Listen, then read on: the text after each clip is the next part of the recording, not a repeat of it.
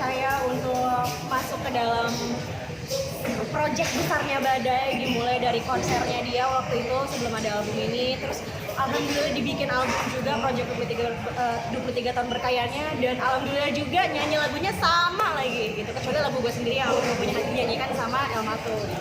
Terus perasaannya pasti seneng banget dan bangga banget, kayak Badai adalah musisi besarnya Indonesia, lagu-lagunya juga jadi hit semua, dan dia musikalitasnya tinggi banget ya, jadi pasti picky banget sama pemilihan penyanyi gitu, dan alhamdulillah aku lolos dalam proses penyeleksian penyanyinya. Tadi juga sempat performa pasti ya emang Badai itu agak gila-gilanya kan, tadi aku bilang gitu. Jadi Badai ini juga mencoba mungkinnya dari 12 single yang emang dirilis di album ini, dia pingin kayak ada satu yang emang live recording gitu, dan bener aja si Badai itu juga bilang sama aku bahwa Mita tuh lebih enak kalau misalnya nyanyinya tuh langsung gak pakai dialog gitu, karena kan kalau misalnya nyanyi biasa konvensional gitu kan yang cuma dalam ruangan, kita pun di direct sama vocal director, ada produsernya juga gitu. Jadi kan pasti banyak peraturan yang harus dilakukan sama si penyanyi. Nah kalau live recording kan ya udah apa adanya aja gitu, emang yang keluar pada detik itu ya detik itu aja yang emang dinyanyikan. Sejauh ini mungkin dari Komita sendiri ada nggak sih pengen buat kayak single baru lagi untuk yang kedepannya gitu? Tunggu tanggal 26 aku rilis lagu baru. 26 September. Iya, nanti datang lagi ya guys. Aku izin ya. Gitu. Jadi aku akan rilis lagu terbaru aku, karena aku juga baru join sama salah satu label juga namanya Jawara, dan that's gonna be my comeback dari 2 tahun hiatus, dan alhamdulillah lagunya aku yang bikin sendiri, aku yang nulis sendiri. Proses video klipnya juga aku yang nulis sendiri, skripnya aku yang direct sendiri, aku yang bawa propertinya sendiri. Tapi tentunya dibantu sama tim fotografer dan videografer yang memang sudah berpengalaman di Bali. Lagunya ini mungkin tentang apa Kak? Menceritakan apa? Tentang cinta beda agama. Jadi aku bikin lagu tentang ceritanya temen aku. Terus udah gitu, dan ceritanya banyak orang di Indonesia ya, karena Indonesia kan mengakui 5 agama, dan banyak banget yang nggak selalu jatuh cinta sama yang seagama gitu ya. Sebenarnya ada yang kenapa-kenapa, tapi lebih banyak yang kenapa-kenapa sebenarnya. Jadi ya mudah-mudahan lagunya bisa nyentuh hati semua orang. Jadi aku cuma punya hati 2.0. Tapi mungkin sebelumnya juga pernah punya pengalaman juga dulunya masa lalu. Nah tentu saja tidak ada di Indonesia Raya ini yang tidak punya pengalaman itu kayaknya ya. Terus kita suka lah sama cowok-cowok Korea itu juga sampai masuk ke hati gitu. Jelas ada, makanya lumayan mudah untuk nulis liriknya dan untuk mendeliver rasanya, karena aku mengingat ya meskipun gak lama tapi pernah punya lah pengalaman. Yang diharap perkembangan anak, alhamdulillah Kala sudah berumur 4 tahun sekarang, dan ternyata baru diketahui bahwa Kala itu bilingual.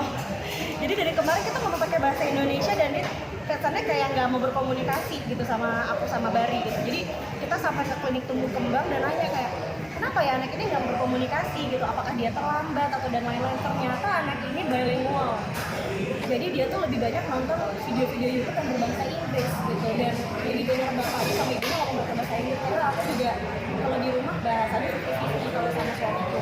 Jadi akhirnya aku juga berusaha ngomong pakai bahasa Inggris dan mulai bisa berkomunikasi gitu. Jadi developmentnya tuh perlahan, tapi kita kayak buka kotak-kotak karun gitu loh, kayak baru ketahuan gitu. Jadi perkembangannya itu. ya atau jadi beban juga Kak? Adaptasinya gimana? Aku sih nggak membuat itu sebagai beban ataupun sesenang itu sebenarnya. Ya meskipun bahasa Inggris itu kan sangat diperlukan ya buat kita semua yang bekerja di Indonesia maupun di mana-mana gitu. Karena itu kayak udah bahasa internasional. Bener senang, tapi bebannya adalah karena dia hidupnya di Indonesia, dikelilingi sama orang-orang Indonesia yang emang belum tentu bisa bahasa Inggris. Pun kalaupun nanti dia bersekolah kan sekolahnya jadinya harus internasional atau yang bilingual ya. Jadi aku pun tetap mengajarkan bahasa ibu, mengajarkan bahasa Indonesia kepada Kala, meskipun yang dia mengerti bahasa Inggris. Jadinya aku pelan-pelan mentranslate bahasa yang dia mengerti ke bahasa yang harus dia mengerti. Bahasa Inggrisnya lebih oke ya. Bener. Dan dia kalau ngomong kereta api kayak kereta api gitu. Kayak ngomong ember. Jadi kayak sejenis ini ya, descendennya Tante Cinta Laura gitu. Tapi senangnya adalah dia mau willing buat belajar untuk bahasa Indonesia. Jadi aku ngejelasin juga bahasa slang yang nggak baku juga banyak. Berarti ini belum ada niat buat sekolah gitu belum Kak kala ini? Nah, kala itu kan baru turn 4 di Agustus. Sedangkan kalau misalnya mau sekolah tuh baru bisa masuk di tahun depan. Kalau enggak dia masih masuk PAUD. Kalau misalnya masuk PAUD tuh playgroup itu kayak cuman ngabisin beberapa bulan. Jadi kayak sayang banget kan. Jadi aku homeschoolingin dia dan ada terapi belajar bahasanya juga, ada beberapa terapi yang dia ikutin juga sampai nanti di tahun depan kayak sebentar lagi juga kan tahun depan gitu baru masuk. Rencananya pengen sekolah yang mungkin yang internasional atau yang biasa yang Yang nasional? Islami kalau aku. Jadi kalau aku pinginnya dia sekolah yang emang basicnya agama dulu sih ya, karena ibu bapaknya kan nggak terlalu beragama banget gitu ya. Kayak secara manusiawi kita masih belajar juga gitu. Dan mudah-mudahan kita mungkin ada yang skip one or two things gitu ya tentang agama kami Islam gitu. Jadi aku ingin malah dapat yang from the both worlds gitu, dari rumah sama dari sekolah.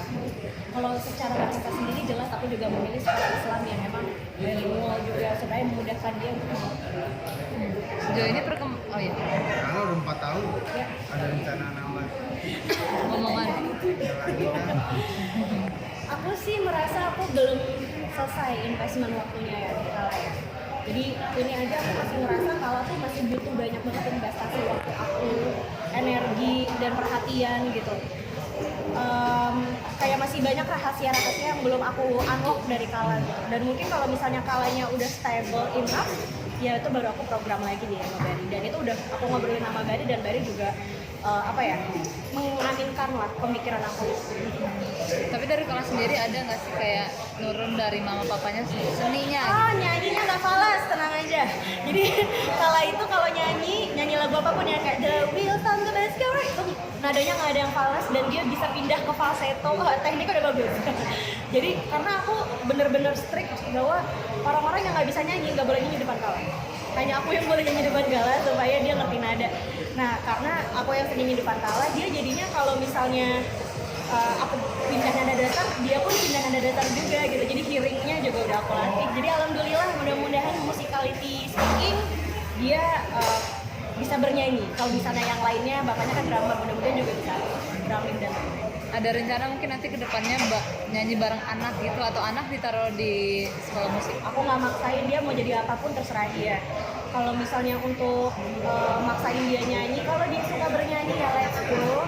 Mungkin dia ada kan yang suka bernyanyi tapi nggak suka tampil tuh ada gitu.